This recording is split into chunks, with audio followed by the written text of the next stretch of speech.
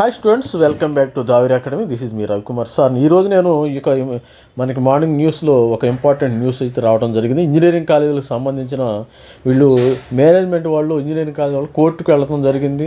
మరి కోర్టుకు వెళ్ళటం వాళ్ళు మీరు కాలేజీకి వెళ్ళండి మరి రివ్యూ పిటిషన్ అయితే వేశారు. కోర్టుకు వెళ్ళిన తర్వాత ముందు రివ్యూ పిటిషన్ వేశారు. మరి మన ఛానల్ ఫస్ట్ టైం చూస్తున్నైతే సబ్స్క్రైబ్ చేయండి, కొత్త వాళ్ళు సబ్స్క్రైబ్ చేయండి, పాత వాళ్ళు ఈ న్యూస్ని షేర్ చేయండి. మనం ఈ వీడియోలో అసలు 4th ఫేజ్ కౌన్సిలింగ్ ఉందా లేదా అనేది మనం డిస్కస్ చేసుకుందాం. 4th ఫేజ్ కౌన్సిలింగ్ ఉందా లేదని మనకు తెలియదు. మరి ఇంజనీరింగ్ కాలేజ్ చుక్కెదురని వీళ్ళు రాశారు. అసలు 4th ఫేజ్ కౌన్సిలింగ్ ఉందా లేదా అనేది మరి వీడియోలో మరి చూద్దాం, డిస్కస్ చేసుకుందాం. మరి సీట్ల భర్తీపై మధ్యంతర ఉత్తర్వులకు హైకోర్టు అయితే నిరాకరించింది. మొదటి నుంచి నేను చెప్తున్నాను, ఇంకా మధ్యంతర ఉత్తర్వులు నిరాకరించి వాళ్ళు అయితే కొత్త కోర్సుల ప్రారంభము, సీట్ల కుదింపు, పెంపు వ్యవహారంలో ఇంజనీరింగ్ కాలేజీలకు హైకోర్టులో చుక్కెదురైంది. ఇప్పటికీ అడ్మిషన్ షెడ్యూల్ పూర్తయిన వల్ల జేఎన్టీయూ, ఏఐసిటి అనుమతించిన సీట్ల కౌన్సిలింగ్కు అనుమతిస్తూ మధ్యంతర ఉత్తర్వులు ఇవ్వడానికి ఉన్నత న్యాయస్థానం నిరాకరించిందమ్మా. మధ్యంతర ఉత్తర్వులు ఇచ్చి సీట్లు పెంచమంటే నిరాకరించింది. ఎవరు కూడా 4th ఫేజ్ మన సబ్స్క్రైబర్లు కానీ అదేవిధంగా మరి అందరూ కూడా 4th ఫేజ్ కౌన్సిలింగ్ ఉందా సార్ చెప్పండి సార్, అదేవిధంగా ఉందా లేదా అని అడుగుతున్నారు. 4th ఫేజ్ కౌన్సిలింగ్ ఉందా లేదా అని అడుగుతున్నారు. అలాంటి వాళ్ళకి ఈ న్యూస్ బాగా ఉపయోగపడింది.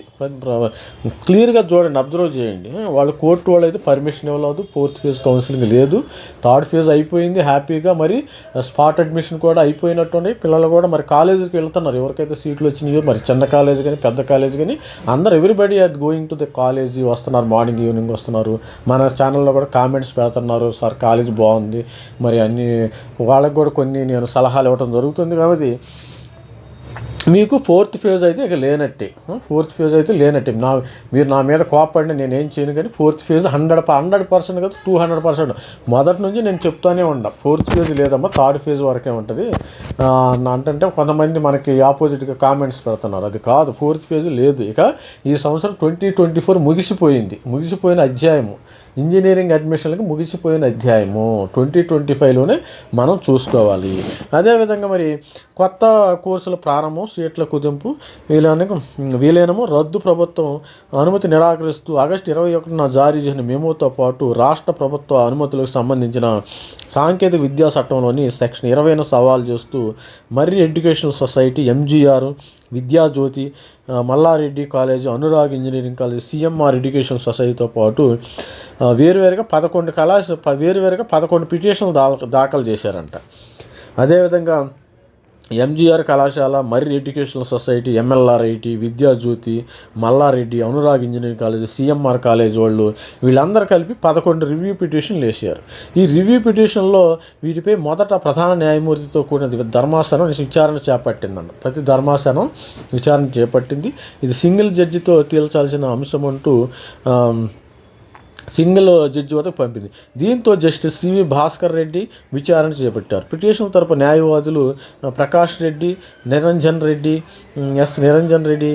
తదితరులు వాదనలు వినిపిస్తూ ప్రస్తుతం కొనసాగుతున్న కౌన్సిలింగ్లో జేఎన్టీయూ, ఏఐసిటి ఆమోదం తెలిపిన సీట్ల భర్తీకి అవకాశం కల్పిస్తూ మధ్యంతర ఉత్తర్వులు ఇవ్వాలని కోరారు.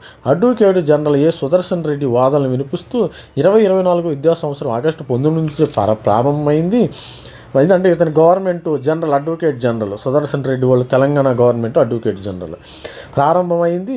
మధ్యంతర ఉత్తర్వులు జారీ చేయవద్దని వాదనలు విన్న న్యాయమూర్తి ఇప్పటికీ అడ్మిషన్ షెడ్యూల్ పూర్తయినందువల్ల మధ్యంతర ఉత్తర్వులు ఇవ్వలేమని అనుబంధ పిటిషన్లు కొట్టివేస్తూ జారీ చేశారు. వీళ్ళు ఈ 11 కాలేజీలు ఎవరైతే ఉన్నారో ఈ 11 రివ్యూ పిటిషన్లు అయితే వేశారు. ఈ 11 రివ్యూ పిటిషన్లు వేసిన వాళ్ళు ఈ మధ్యంతర ఉత్తర్వులు అయితే మరి సిఎంఆర్ కానీ, మల్లారెడ్డి కాలేజ్ కానీ, వీళ్ళు అనురాగ్ కానీ వీళ్ళందరూ రివ్యూ కోసం వెళ్ళారంట. వెళ్ళిన తర్వాత ఇక్కడ advocate general, Telangana advocate general Sudarshan Reddy వాదనలు వినిపిస్తూ మరి ఆల్రెడీ క్లాసులు ప్రారంభమయ్యి 19 నుంచే మరి ప్రారంభం అయిపోయినాయి అందరికీ. ఎందుకంటే అందరికి ఇండక్షన్ ప్రోగ్రామ్ అయిపోయింది, మరి ఓరియంటేషన్ ప్రోగ్రామ్ అయిపోయింది, పేరెంట్స్గా నెంబర్ 1. అదేవిధంగా ఇండక్షన్ ప్రోగ్రామ్ అయిపోయింది. మరి 20 days 2 weeks అయితే క్లాసులు కూడా స్టార్ట్ అయిపోయినాయి. మళ్ళీ 4th ఫేజ్ కండక్ట్ చేసి అది 1 month 2 months అవుతుంది. మళ్ళీ దానిలో కొన్ని సీట్లు మిగులుతాయి. మళ్ళీ 5th ఫేజ్కి వెళ్ళాలి, మరి 6th ఫేజ్ ఇలా ఈ విధంగా విధంగా ప్రాసెస్ అయితే ఎండ్ అవ్వదని వాళ్ళ యొక్క ఉద్దేశము. అందుకని వీళ్ళు 4th ఫేజ్ని అయితే ఇక లేనట్టు. ఇక కొంతమంది అడుగుతారు పిల్లలు, మనకు 4th ఫేజ్ రాదా సార్ అంటారు. నీకు సీట్లు లేనప్పుడు 4th ఫేజ్ ఎక్కడి నుంచి వచ్చిద్దమ్మా? మన స్టూడెంట్స్ మీరు అర్థం చేసుకోండి.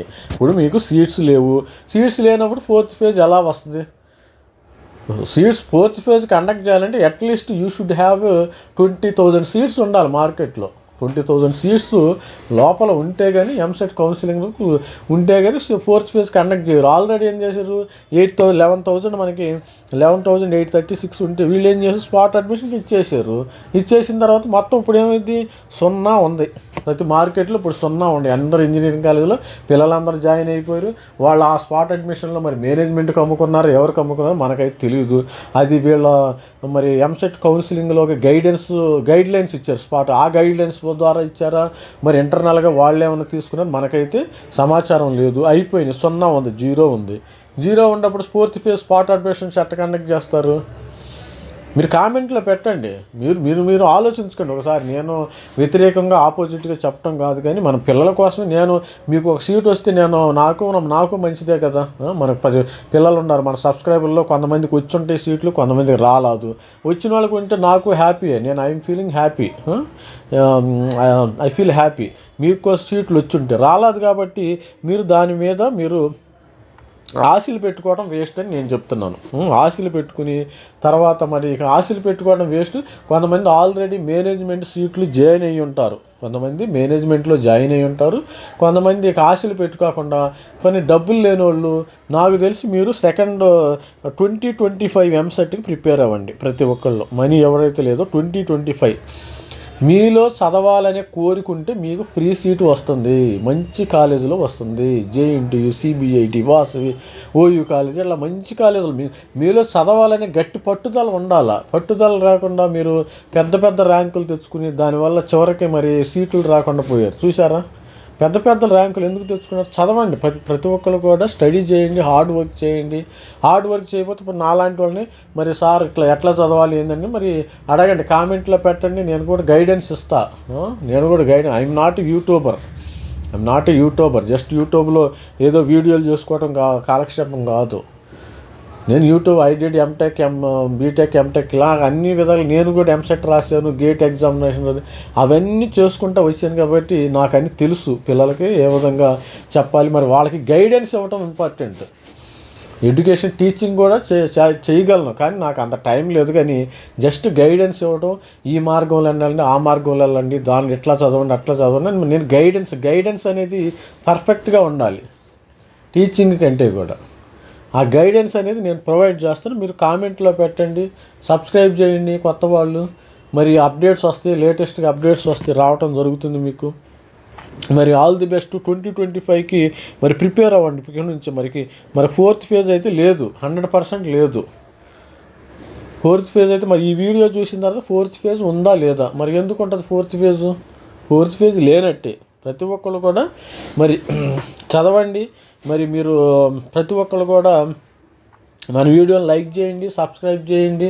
ఇంకా మరి మీకు ఆల్రెడీ ఇది మనకి ఈ యొక్క 2024 ఎంసెట్తో మనకి అంతమైపోవాలా. మనకు 25 కూడా ఉందమ్మా. మనకు 1 year లాస్ అయితే మనకు వచ్చిన నష్టమేం లేదు. సపోజ్ ఈ 3rd ఫేజ్లో మరి మీకు సీట్ ఎందుకు రాలేదు? సపోజ్ ఎవరికైనా సీట్ ఎందుకు రాలేదంటే మీరు ఓసీలో 50K వచ్చి ఉండొచ్చు, ఎస్సీలో 1,50,000 ఉండొచ్చు, 1,50,000 కూడా వచ్చినాయి. 1,00,000 మీకు 70K వచ్చి ఉండొచ్చు. ఓబీసీలో, బీసీఏలో, బీసీబీలో మీకు మంచి కాలేజీలో సీటు రాలా. నాకు మంచి కాలేజీలో సీట్ ఎందుకు రాదు అని మీరు పట్టుదలతో చదవండి. నెక్స్ట్ 2025కి మీ సత్తా మీరు ప్రూవ్ చేసుకోండి.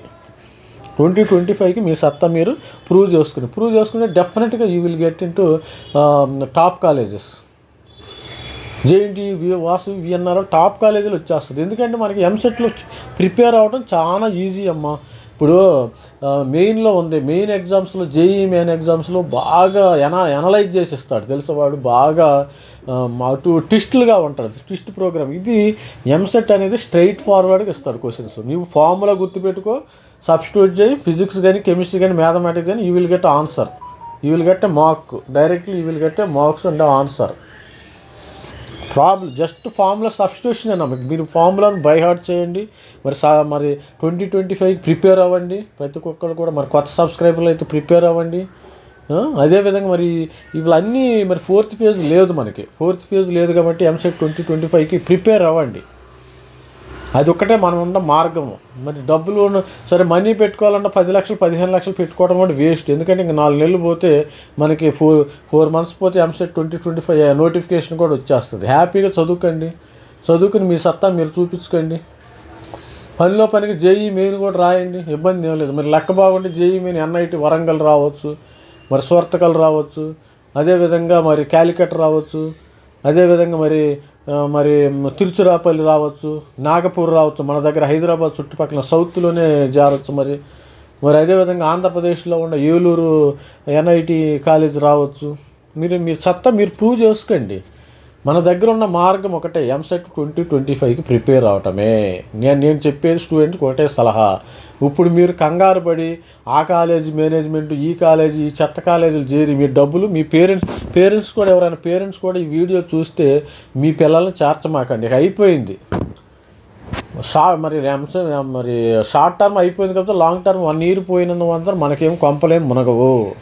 మనకి 1 year అయిపోయినందువల్ల మనకి కొంపలేం మునగవు. కాబట్టి మనము ప్రయత్నం చేద్దాం 2025. అంటే మరి అట్లని నేను 2-3 years లాంగ్ టర్మ్ పెట్టుకోమని నేనేం సలహా చెప్పను. 1 year 1 లాంగ్ టర్ము మరి తీసుకోవచ్చు, ఇబ్బంది లేదు. మీకు మంచి కాలేజీ రావచ్చు. ప్రతి ఒక్కడు మరి ఒక లాంగ్ టర్మ్ తీసుకుని 2025కి మీరు ప్రిపేర్ అవ్వండి. ఎంసెట్ మనకి ఎప్పుడూ లేదు, మార్చిలోనే జరుగుతుంది.